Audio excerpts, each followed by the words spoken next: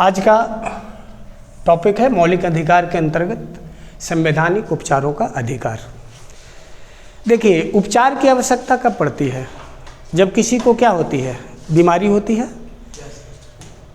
तो संवैधानिक उपचारों का अधिकार जो है वो मौलिक अधिकारों की सुरक्षा है, मौलिक अधिकारों का सकारात्मक प्रयोग है। अनुच्छेद 32 में यह चर्चा है कि यदि किसी व्यक्ति को मौलिक अधिकारों से वंचित किया जा रहा है या किसी व्यक्ति का मौलिक अधिकार का हनन किया जाता है तो उसके खिलाफ उच्चतम न्यायालय या उच्च न्यायालय में अपील दायर की जा सकती है या याचिका दायर की जा सकती है।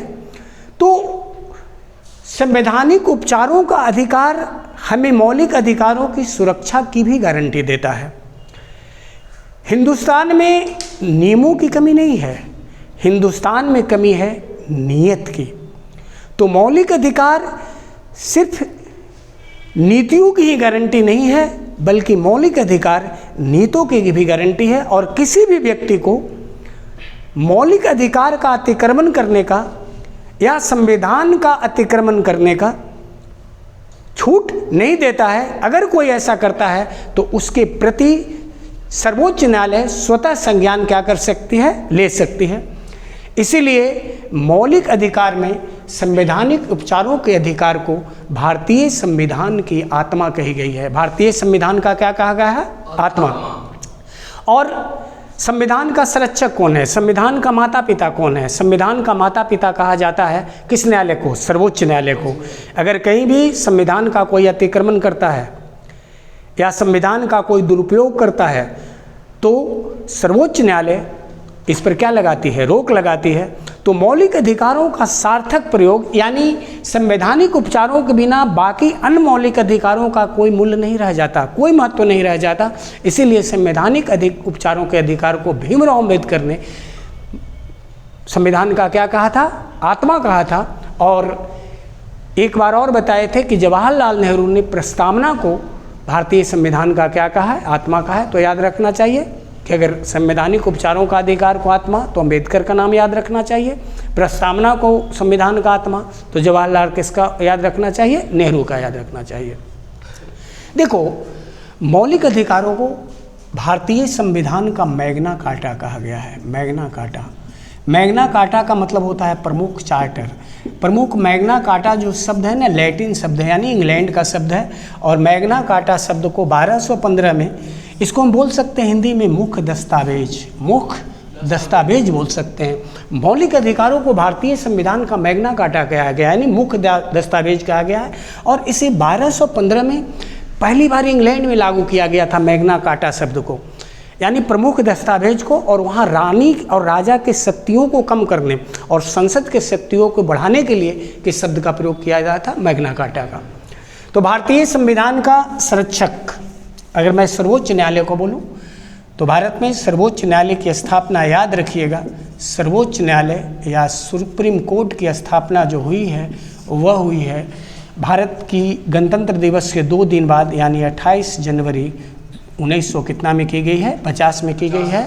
और संघीय जो न्यायालय था, इसके पूर्व संघीय जो न्यायालय था जो 1937 में स्थापित था, इसका यह परिवर्धित रूप था। उसी का नाम बदलकर कौन न्यायालय कर दिया गया था? सर्वोच्च न्यायालय।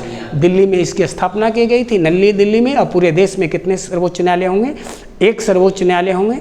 और सर्वोच्च न्यायालय का जो प्रथम मुख्य न्यायाधीश बना था, सबसे पहला अगर पूछे कि मुख्य न्यायाधीश कौन बना था तो उस मुख्य न्यायाधीश का नाम था हीरानंद जेज कानिया। हीरानंद जेज कानिया। देखो, सर्वोच्च न्यायालय का अपीलीय न्यायालय होता है। अपीलीय न्यायालय का मतलब होता है, अपीलीय न्यायालय का मतलब होता है कि यह रिकॉर्डेड न्यायालय है, रिकॉर्डेड न्यायालय है। रिकॉर्डेड का मतलब है कि सुप्रीम कोर्ट में कोई भी अगर फैसला सुनाया जाता है किसी विषय पर या किसी केस में जो भी फैसला सुनाया जाएगा वहाँ रिकॉर्ड रहेगा, उसका वहाँ दस्तावेज रहेगा। लिखित दस्तावेज को कौन न्यायालय कहते हैं? अपीलीय न्यायालय। तो अपीलीय न्यायालय 2 होते हैं, एक उच्च न्यायालय अपीलीय न्यायालय होता है, इसको अभिलेखीय न्यायालय कहा जाता है। कौन न्यायालय कहा जाता है? अभिलेखीय। रिकॉर्डेड, उसका अभिलेख रहेगा, लिखित साक्ष्य को अभिलेखीय। और एक उच्च न्यायालय भी कैसा न्यायालय होता है? अभिलेखीय न्यायालय होता है।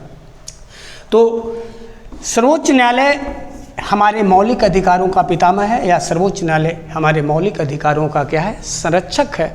और अगर मैं सर्वोच्च न्यायालय पढ़ा रहा हूँ तो मैं उच्च न्यायालय की भी व्याख्या कर देना चाहता हूँ कि पटना में जो उच्च न्यायालय की स्थापना हुई थी वो 1916 में हुई थी, और इसके पहले जो मुख्य न्यायाधीश बने थे वो एडवर्ड चेनियर बने थे। नाम क्या था उसका? एडवर्ड चेनियर।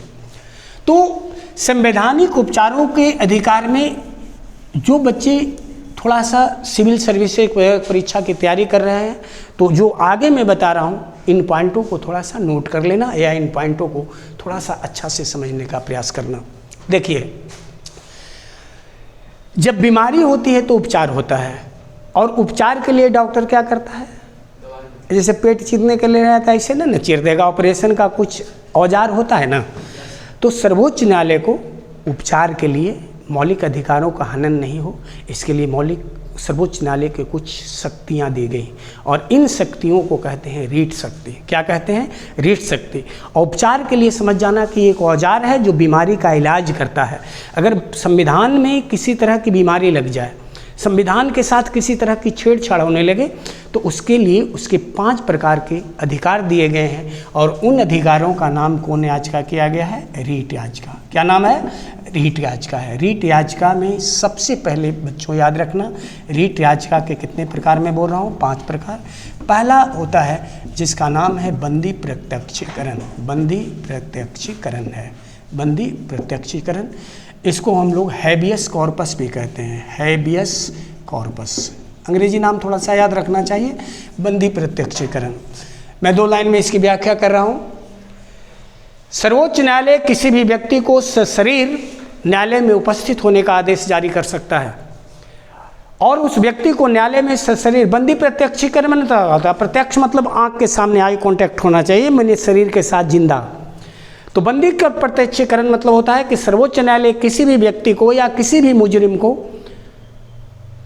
वह सर्वोच्च न्यायालय में सशरीर उपस्थित होने का क्या करेगा? आदेश। और सर्वोच्च न्यायालय के आदेश को नहीं मानना, सर्वोच्च न्यायालय की अवमानना या सर्वोच्च न्यायालय की बेइज्जती समझी जाती है। ठीक है। तो किसी व्यक्ति के मौलिक अधिकारों की सुरक्षा के लिए, उसकी सुरक्षा की गारंटी के लिए हनन हो रहा है, तो पुनः मौलिक बता चुके हैं कि किसी भी व्यक्ति का संपूर्ण विकास के लिए, देश के संपूर्ण विकास के लिए मौलिक अधिकार परम आवश्यक है। अगर मौलिक अधिकार हटा दिया जाए तो किसी भी व्यक्ति के पास कुछ बचेगा नहीं। मौलिक अधिकार हमें अधिकारों की गारंटी नहीं देता है, बल्कि अधिकारों के प्रति जागरूक भी करता है, वो होता है फंडामेंटल राइट। तो बंदी प्रत्यक्षीकरण रीट याचिका में है किसी भी व्यक्ति को। दूसरा जो होता है वह होता है परमादेश। क्या होता है? परमादेश होता है। परमादेश का मतलब होता है कि सुप्रीम कोर्ट का आदेश सुप्रीम आदेश होता है।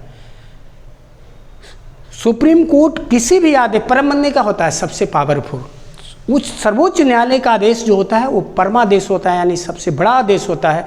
और सुप्रीम कोर्ट के आदेश का पालन करना हर व्यक्ति की, चाहे वह किसी भी पद पर हो, कोई भी सरकार हो, कोई भी व्यक्ति हो, उसका पालन करना संविधान का पालन करना होता है, और उसके आदेश का उल्लंघन करना संविधान का उल्लंघन करना होता है। और उसकी बात का अगर उल्लंघन किया जाए तो सर्वोच्च न्यायालय का अपमान समझा जाता है। सर्वोच्च न्यायालय का क्या समझा जाता है? अवमानना समझा जाता है। हो गया परमादेश के बाद मैं तीसरा बोल रहा हूँ प्रतिषेध। प्रतिषेध का मतलब होता है बच्चों किसी चीज़ पर रोक लगाना।